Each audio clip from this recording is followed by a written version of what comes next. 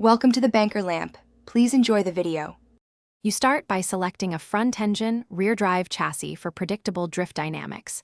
Once chosen, strip non-essential weight to improve rotation and response. You reinforce key points with seam welding or bracing so the frame resists twist under lateral load.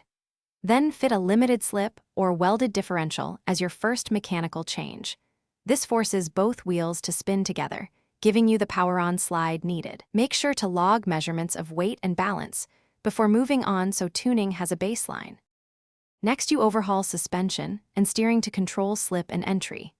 Fit quality coilovers and bias spring rates slightly stiffer in the rear so the car transfers weight predictably. Once done, set ride height for rake and center of gravity. Install adjustable camber and toe to tune initial turn-in and mid-slide grip, and upgrade upright/knuckle geometry or add a steering angle kit to increase lock for sustained drifts. Also stiffen anti-roll bars and tune bump/rebound to prevent snap oversteer while maintaining controllable slides. To finish, dial in brakes and electronics so your inputs are consistent. Set 60/40 front bias, fit a hydraulic e-brake, and map throttle response for smooth power delivery.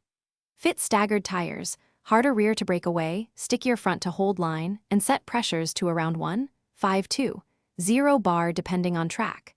Then install safety gear and perform test runs, incrementally tightening or loosening settings. If the car snaps suddenly, reduce rear spring stiffness one step and soften rebound. That single change. Thanks for watching. If this was helpful, leave a like and consider subscribing. See you next time.